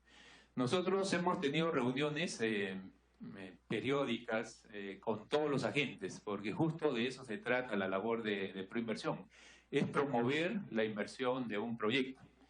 Y en esta labor de promoción recibimos a todos los que están interesados, todos los que han comprado derecho de participación. Entre ellos, a los que recibimos fue Techin, Sempra, YDF Suez, Odebrecht, Energy Transfer, Saipem, representante de Gazprom, representante de empresas de energía de Bogotá, de Nagas, de Promigas, de todas las empresas que se inscribieron y compraron derecho de participación en este proceso. Era nuestro interés tener reuniones periódicas con ellos para saber cuál era cómo iban sus avances. Es que ellos también iban avanzando con los estudios y estaban listos para poder presentar una propuesta. Continúe, congresista. Presidente, me pide la interrupción el colega Quintanilla. Congresista Quintanilla, tiene el uso de la palabra. Gracias, señor presidente. Gracias, congresista. Un saludo a la presencia del ingeniero. Por su intermedio, para seguir con la línea de las reservas probadas de gas para la oferta y la demanda. ¿Cuánto de reservas probadas había en el momento que se estaba haciendo este proceso de licitación? ¿Cuántas estaban comprometidas, tengo entendido, a México y comprometidas también para abastecer el gasoducto hacia Lima? ¿Y cuánto quedaba para el gasoducto hacia el sur? Para que responda. Gracias, señor presidente. Realmente el lote 88 tenía 8.5 TCF de reservas probadas en el 2011 y el lote 56 tenía 2.3 TCF de reservas probadas. Muchas de ellas ya tenían contratos take or pay de suministros con empresas eléctricas, con empresas industriales. Básicamente ya estaban cerrados los contratos, se firman por periodos de hasta 10 años. ¿Ok? Sin embargo, se consideró que los incrementos adicionales de reservas sí podrían ser consideradas para estructurar este proyecto. Entonces, como entre el 2011 y el 2012 se da un incremento de reservas probadas de 2.5 TCF, se consideran ese incremento de reservas para este proyecto del gasoducto sur peruano. El razonamiento que se ha leído varias veces por varios analistas que conocen el tema, se dice que había 14 trillones de reservas probadas, no probables, sino probadas, la mitad de los cuales estarían ya vendidas a empresas mexicanas. 5 trillones estarían destinados para el gasoducto hacia Lima. Solo quedaban 2.5. ¿Era una cantidad suficiente de reservas para justificar una inversión de esa magnitud en el gasoducto del sur? 1. 2. Por el lado de la oferta, ¿en qué se pensaba utilizar todo este gas? Para que responda. Gracias, señor presidente. Los 2.5 TCF era una reserva probada que inicial podía estructurar este proyecto. Sin embargo, la empresa Wood Mackenzie, que es experta en inteligencia de mercados, especialmente en recursos naturales, había conversado con todos los productores de gas y entre ellos lo del lote 58, y ya ellos habían estimado que ese lote tenía unas reservas estimadas de 4 TCF. Entonces, teníamos esa información y ahora se ha confirmado esas reservas. Y ya en marzo se va a declarar en operación comercial la reserva de lote 58. Entonces, sí, dimos los pasos consecuentes en base a información que se tenía del mercado y que también nos proporcionaba Wood Mackenzie para estructurar este proyecto. Desde el punto de vista de la demanda, el proyecto del nodo energético, con el proyecto de mejoras de seguridad energética y desarrollo del gasoducto surperuano, se considera como un proyecto integral de seguridad energética. Si nosotros vemos cuál es la experiencia aprendida del Camisea 1, el Camisea 1, ¿quién ancla la demanda? Son las centrales térmicas que están en Chilca, que es una capacidad de generación de 3.600 megavatios. Eso lo hemos replicado también en el sur, y eso es una práctica técnica a nivel mundial. O sea, ¿quién ancla la demanda de los gasoductos? Son las centrales térmicas o las plantas industriales o petroquímicas. Entonces, de las demandas que tenemos ya de alguna manera asegurada, es la demanda del nodo energético. Estas dos centrales demandarían aproximadamente 350 millones de pies cúbicos. Cuando nosotros en el proceso hacemos una publicación en los principales diarios del país para invitar quienes quieren reservar o inscribirse como consumidores iniciales, sale todo el resto de demanda potencial que hay en el mercado, y hay consumidores del sector eléctrico y consumidores industriales que en su conjunto suman 850 millones de pies cúbicos de demanda, que forma parte del anexo 7 del contrato de concesión. Entonces, esa es la demanda realmente que está potencial del gasoducto surperuano.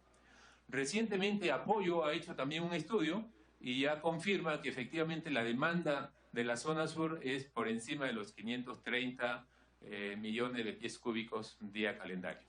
Entonces, las decisiones que tomamos nosotros en base a las reservas y en base a esta demanda, que está pactada en el contrato de concesión, la demanda de todos los consumidores iniciales, asegura la viabilidad del proyecto.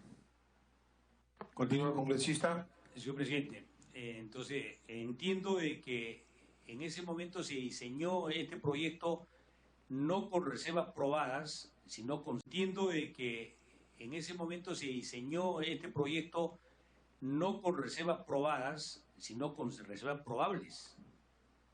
Y entiendo yo que las reservas probables son probables y no probadas, ¿no es cierto? Eso es una redundancia.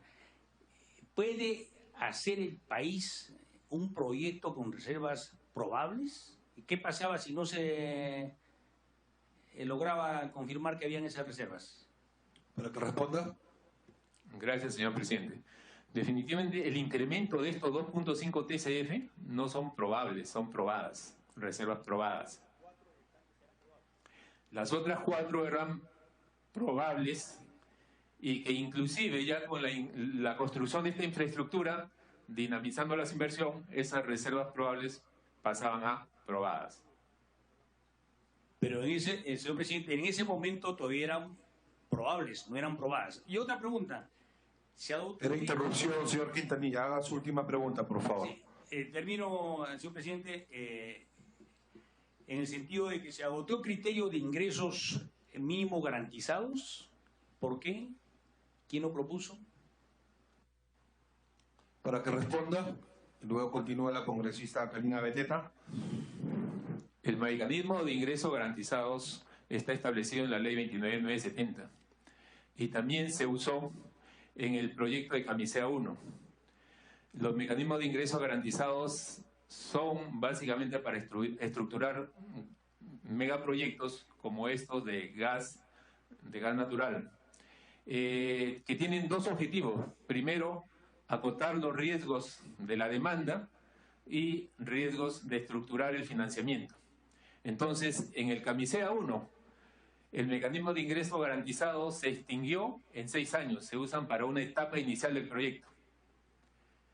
Eso mismo se iba a replicar básicamente en el gasoducto surperuano, se usan en etapas iniciales.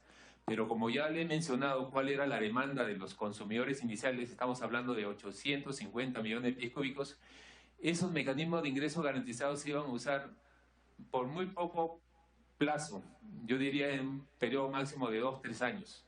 Porque realmente si algo había una gran demanda en el país, eran empresas que estaban haciendo cola en el consorcio Camisea para demandar gas natural. Congresista Karina Beteta, continúe. Gracias, presidente. Presidente, ya di las dos interrupciones, las 10 términos son cortas nada más. Una cosa pequeña. Sobre lo mismo, presidente, la ley 29990, ley que afianza la seguridad energética y promueve el desarrollo del polo petroquímico en el sur del país, ¿no es cierto? El que diga el señor Le Carnaqué si está de acuerdo con esa ley, si le parece bien. Acá habló de un polo petroquímico en el sur, que nunca se hizo, no estaba previsto, al final que se haga. La ley marco de la concesión del gasoducto del sur, en fin, quién tuvo la idea, cómo surgió, cómo se propuso, etcétera, presidente. Para que responda. Muchas gracias, señor presidente. La ley 29970 fue aprobada en el Congreso de la República en 21 días del mes de diciembre del 2012. Realmente nosotros en el Comité de Pro Seguridad Energética fue constituido en enero del 2013. Esa ley fue ampliamente debatida aquí en el Congreso de la República y todo lo que se escribió y se sustentó, entiendo que el sector hizo todos los informes sustentatorios de cada uno de los capítulos de la ley que fue aprobada aquí por unanimidad. Continúe, congresista. Gracias, presidente. Por su intermedio, al señor Le Carnaqué. De acuerdo a las declaraciones del señor Gustavo Navarro Valdivia, quien fue parte de, como miembro del Comité Pro Inversión cuando usted presidía, él, tanto en una comisión investigadora en el Congreso como también en la Fiscalía Anticorrupción, ha declarado que en el mes de abril del año 2014 el Comité de Proinversión se reunió en Palacio de Gobierno convocados por la expareja presidencial Ollanta Humala y Nadine Heredia con algunos asesores internacionales, el Comité Proinversión y el Consejo Directivo. ¿Usted nos podría precisar en cuántas oportunidades se llevaron a cabo estos tipos de reuniones? Si recuerda fechas, si era en horarios de trabajo o era cuando ya había culminado, estamos hablando en horas de la noche, a partir de las 6, no sé si nos podría especificar, y al mismo tiempo también nos podría señalar quiénes estuvieron presentes en estas reuniones que ustedes habrían sostenido, qué temas trataron y podría eso indicarnos y por quiénes fueron recibidos. Para que responda. Gracias, señor presidente. Recuerdo que en 2 oportunidades hemos sido invitados o citados básicamente por el presidente Ollanta Humala a Palacio para hacer reuniones informativas de cómo iba el proyecto. Estos proyectos son muy complejos y tienen un alto componente político, básicamente porque todas las regiones estaban muy interesadas, especialmente las regiones de la macro región sur, estaban muy interesadas de que se ejecuten estos proyectos. La primera reunión, no recuerdo la fecha, pero ha sido cuando nosotros hemos estado en el 2013 adjudicando el nuevo energético, porque fue una reunión informativa para darle a conocer al señor presidente de cuál era el avance del proyecto nuevo energético, qué empresas estaban interesadas, cómo se habían terminado de estructurar el proyecto y cuál era el nivel de detalle de los estudios técnicos que teníamos con los consultores. Esa fue la primera reunión. La segunda reunión que recuerdo... ¿Me permite, presidente? Sí, congresista. ¿Pudiera señalar quiénes estuvieron presentes en esa primera reunión? Para que precisen los nombres y quiénes estuvieron presentes. Bueno, en esa primera reunión del año 2013 estuvo el Comité de Pro Seguridad Energética y también estuvo Gustavo Navarro, Rosa María Ortiz, estuvieron miembros del comité que trabajaban también en Proinversión, el jefe de proyecto, Luis Sánchez Torino. Participaron también los asesores de Proinversión, en este caso los asesores de transacción, Wood Mackenzie, básicamente, porque teníamos que hacer una exposición de cuáles eran los avances del proyecto. Y en esa primera reunión, aparte del presidente Ollanta Humala, los miembros del Comité de Proinversión, los asesores del Comité Consultivo del Consejo Directivo. ¿Estuvo en esa primera reunión la señora Nadine Heredia? Para que precise. Gracias, señor presidente. En esa primera reunión del Nodos estuvo presente al lado del presidente, pero no participó. Continúe, Sí, congresista. presidente, para que nos pueda seguir detallando de la segunda reunión. La segunda reunión en el año 2014 también se dio básicamente por el proyecto de mejoras a la seguridad energética y desarrollo del gasoducto sur peruano. Tenía básicamente la inquietud del presidente de cómo iban los estudios técnicos de Foster Wheeler, si es que ya teníamos un monto estimado de inversión, si es que ya estaba definida la traza del ducto. Entonces también asistimos a presidencia con el equipo técnico, en este caso de Foster Wheeler, Wood Mackenzie, el Comité de Seguridad Energética y los miembros de Proinversión. Continúe, congresista. Sí, y si en esa reunión, además de lo que ya usted ha señalado, también estaban los miembros del Consejo Directivo y si la señora Nadine también participó de esa reunión. Para que responda y precise. Gracias, señor presidente. No, en esa reunión no estaba el Consejo Directivo y tampoco recuerdo que haya estado la señora Nadine. Bien, luego de la reunión, ¿recibieron algunas indicaciones por parte del presidente en estas dos oportunidades? Para que responda. Gracias, señor presidente. Sí, definitivamente el presidente nos transmitía su visión y cuál era su compromiso con la macrorregión sur y la importancia que tenían estos proyectos, tanto desde el punto de vista económico, cuánto iban a impactar en la economía, en el PBI del país, y su compromiso que tenía con la macrorregión sur. Continúe, congresista. ¿No le pareció a usted como presidente de Proinversión extraño, ¿no?, que en una reunión de trabajo estuviera la primera dama, o era normal que también quizás algún otro ministro participaba con su esposa en esos tipos de reuniones? Para que responda. La verdad es que no sé cuáles eran los criterios que tenía el señor presidente, pero era una decisión personal en todo caso y sí permitió la participación de la señora. Continúe, congresista. ¿Tuvieron alguna participación el ex ministro Eudoro Mayorga y Jorge Barat en la designación de los miembros del Comité de Proinversión? Para que responda. Gracias, señor presidente. Definitivamente yo hasta el 7 de mayo del 2014 estoy como presidente del Comité de Proseguridad Energética. Desconozco realmente cuáles fueron los mecanismos mediante los cuales se nombraron a los nuevos miembros del Comité de Proseguridad Energética. Continúe, congresista. Para que nos pueda responder el señor Le Carnaqué, que si durante el tiempo que él era o conformó el Comité de Proinversión advirtió, sospechó o vio alguna irregularidad en el desarrollo del proceso de licitación y la entrega de la buena pro del gasoducto sur peruano. Para que responda. Gracias, señor presidente. Durante mi gestión no ha habido ninguna injerencia, básicamente, en estructurar el proyecto técnicamente y económicamente. No he visto irregularidad alguna. Quizás la única variable que sí me preocupaba era el plazo. El plazo era muy corto para promover competencia en este proceso. Continúe, congresista.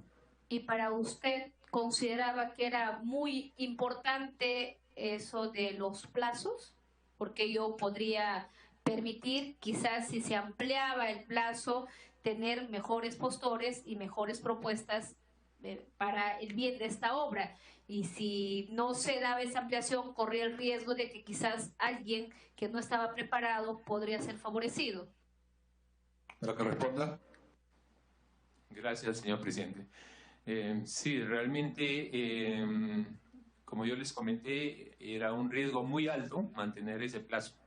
No iba a haber más postores. Las empresas necesitaban plazo para acotar los riesgos. Y definitivamente el país se iba a ver perjudicado porque el costo de servicio iba a incorporar todos los riesgos que cualquier postor iba a ver reflejado en el costo del servicio total. Continúe, congresista. Opinión del señor Lecarnaque.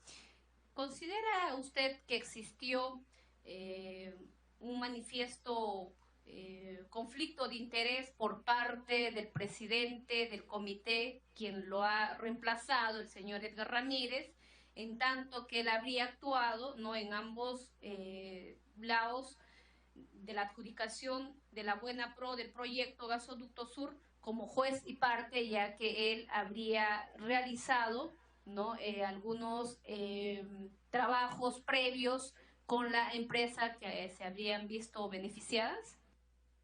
Para que responda. Gracias, señor presidente. Yo realmente no tenía información, salvo la que todos conocemos a través de los medios. Y eso creo que es materia de una investigación. Sí, obviamente usted ya lo ha señalado, que usted no tenía conocimiento, pero ahora, teniendo esa información, usted considera, en su opinión, de que sí habría habido un conflicto de interés, ya que de alguna manera yo tendría, como profesional, si he trabajado en un proyecto, tengo que darle validez al trabajo que habría realizado. Entonces, por ende, iba a favorecer, ¿no?, a la empresa, a quien antes de ser presidente de Proinversión habría hecho esos trabajos. ¿Usted considera que en esas circunstancias, ahora que ya teniendo conocimiento, que sí trabajó para la empresa Puntur y como también para Odebrecht, sí habría habido conflicto de intereses? Para que responda. Gracias, señor presidente. Yo creo que cualquier profesional, cualquier empresa, cualquier estudio de abogados que se involucraba en este proyecto debió hacer un deslinde respecto a los conflictos de intereses que iba a tener en la adjudicación de esta obra.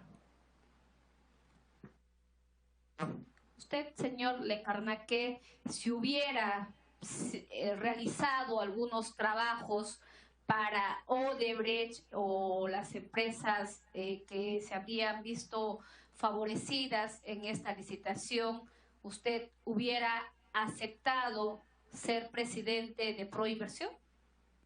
Para que responda. Gracias, señor presidente. Cualquier conflicto de interés que yo hubiera tenido con este proyecto se lo hubiera dado a conocer primeramente al ministro, en este caso Jorge Merino, que fue quien me invitó a participar en este megaproyecto. Era lo primero que tenía que hacer, y si es que eso era un conflicto, definitivamente yo no iba a asumir esa responsabilidad. Gracias, congresista Marisol Espinosa. Tiene el uso de la palabra.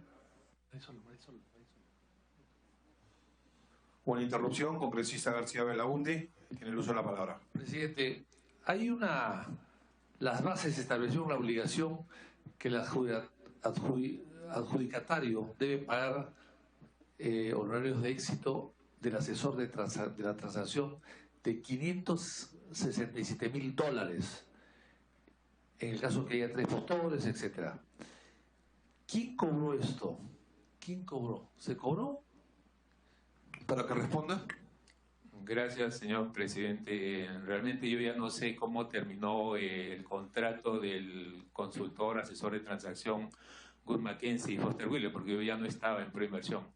Hasta el 7 de mayo ellos venían desarrollando sus labores en forma normal. Desconozco cómo terminaron, si es que cobraron, definitivamente ellos iban a cobrar un bono de éxito si es que había competencia, si es que habían 3, 4, 5 postores.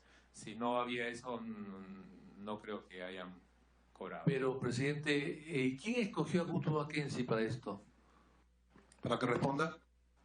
Gracias, señor presidente. Fue un proceso interno de Proinversión Proinversión tiene una base de datos de 45 empresas consultoras de prestigio internacional.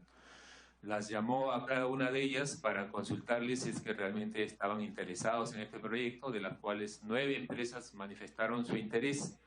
Y de acuerdo con las bases que estableció el Comité Interno de Contrataciones de Proinversión, solamente 2 empresas calificaron. La empresa ILF, que es una empresa alemana, y la empresa Wood Mackenzie, que venía con un asesor técnico que era Foster Wheeler. Y finalmente el mayor puntaje técnico lo obtuvo Wood Mackenzie, y adicionalmente la mejor propuesta económica la tuvo esta empresa. Por eso es que Proinversión internamente, ese proceso de evaluación que hizo, tomó la decisión y recomendó contratar a Wood Mackenzie. Presidente, para terminar, pero el señor Le Carnaqué participó en la selección de Mackenzie, entonces. Para que responda. Gracias, señor presidente. Sí, no, yo no participé en la selección, la hace un comité interno de contrataciones de Proinversión, la parte administrativa. ¿Quién es? ¿Quién es ese comité? Para que precisen los nombres y el monto. Gracias, señor presidente. No recuerdo el nombre de los funcionarios, pero es un área de contratos interna de Proinversión que efectuó la contratación de los consultores de transacción. ¿Recuerdo el monto? El monto aproximado era de 3.3 o 3.5 millones de dólares. El contrato con Wood Mackenzie. Sí, definitivamente. Presidente, hay que notar eso perfectamente bien y pedir el informe de cómo se eligieron, por qué se eligieron y cómo se les pagó además, presidente. Porque tengo entendido que inclusive no salió la plata de Proinversión, sino salió la plata del único ganador, ¿no? Del único que se presentó y que ganó, ¿no? Correcto, congresista. Será el trámite correspondiente. Tiene el uso de la palabra la congresista Marisol Espinosa. Presidente, el congresista Gino Costa está solicitando una... Continúe, congresista. Gracias, presidente. Saludando al invitado, ¿podría decirnos cuántos informes se hicieron bajo su presidencia en relación al proyecto Gasoducto del Sur? Para que responda y precise. Gracias, presidente. Definitivamente, mi participación en el proyecto de mejoras a la seguridad energética, yo estuve presente hasta la segunda versión del contrato. Respecto a los informes técnicos que estaba elaborando Foster Wheeler y Wood Mackenzie, ya yo no estuve en la aprobación final de la versión final de esos informes, porque yo renuncié el 7 de mayo. Lo que tuve acceso fue a información preliminar, parte de la cual he compartido el día de hoy en mi sustentación. Continúe, congresista. Entre los informes que le presentaron, había uno que señalaba que no era viable el gasoducto. Para que responda. Los informes preliminares no, ellos ayudaron más bien a estructurar y confirmaron que sí era viable este proyecto. Continúe, congresista. El informe, la primera versión del informe señalaba que no había viabilidad del gasoducto. ¿Lo recuerda usted? Para que responda. No recuerdo los términos o cómo lo habrán redactado el informe, pero ellos eran más bien nuestra área de inteligencia de mercado para saber cuántas reservas probables habían disponibles para el gasoducto surperuano. Continúe, congresista. En cuanto al tema de las reservas, cuando se ha presentado aquí, el especialista señaló que crearon una serie de nodos para hacer viable el proyecto. Y es más, esos nodos prácticamente son subsidiados por todos los peruanos. ¿Cómo ustedes vieron la viabilidad del proyecto? Para que responda. Gracias, señor presidente. En mi presentación inicial les he sustentado cómo era el diseño del nodo energético. El nodo energético se diseña en base a un balance de oferta y demanda de energía. Este balance de oferta y demanda de energía establecía que realmente el crecimiento de la demanda de energía en el periodo 2012 a 2017 era de aproximadamente 8.5% anual. Y se proyectaba que el año 2015 la reserva de generación iba a caer a 26%. Entonces, para mantener esa reserva de generación entre 30 y 32%, era necesario crear nuevas centrales de generación, ya sea hidroeléctricas y térmicas. Dentro de este plan de desarrollo de nuevas centrales hidroeléctricas y térmicas que hace la Dirección General de Electricidad del Ministerio de Energía y Minas, considera que a partir del 2016-2017 se debería instalar una generación de 1000 megavatios y adicionalmente una generación hidroeléctrica de aproximadamente 2200 megavatios. Entonces, no es que se creó el nuevo energético exclusivamente para sustentar el proyecto Gasoducto Surperuano. Ancla la demanda del Gasoducto Surperuano, pero era una necesidad. Si no hubiéramos tenido proyecto de Gasoducto Surperuano, igual para mantener el nivel de reservas de generación de energía en un 30-32%, se tenía que instalar esta capacidad de generación, ya sea hidroeléctrica o térmica. Continúe, congresista. ¿Conoce usted recibió alguna presión durante su permanencia en Proinversión? Gracias, señor presidente. No, directamente no he recibido ninguna presión durante toda mi gestión. Mediante la circular 02 se modifica el cronograma. ¿Nos puede explicar por qué se hizo esto? ¿Tuvo alguna modificación, alguna presión para modificar el cronograma?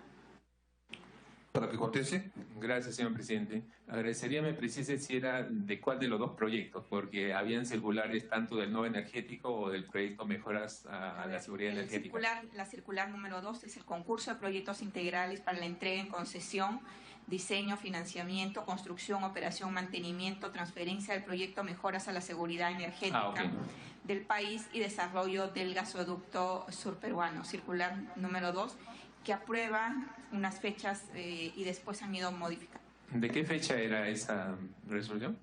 Disculpe. 16 de agosto del 2013. Durante su permanencia en... Ok. Gracias, señor presidente. Responda. Sí, definitivamente el cronograma del proyecto Mejoras a la Seguridad Energética y Desarrollo del Gasoducto Surperuano se fue modificando periódicamente. Primero, porque no se tenían los estudios técnicos de Foster Wheeler, no se tenía una traza del gasoducto surperuano. Entonces, eso le tomó tiempo. ¿Puede repetir ese detalle? ¿No se tenían detalles del gasoducto? Gracias, señor presidente. Sí, a esa fecha no teníamos informes técnicos. Estamos hablando, perdón, señor presidente, del 2013. 2013, sí. A esa fecha no teníamos los informes técnicos de Foster Wheeler, o sea, no teníamos la traza de los ductos, tampoco teníamos los montos de la inversión, no teníamos los riesgos constructivos y todas las contingencias de este proyecto.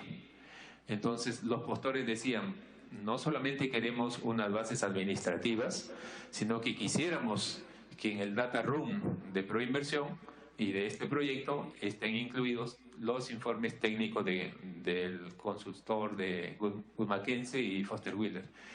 Esos informes tomaron tiempo, por eso es que nosotros en la estrategia de promoción de inversión primero trabajamos con el nuevo energético, que era un proyecto más sencillo de ejecutar, porque Proinversión ya había adjudicado algunos años atrás reservas frías.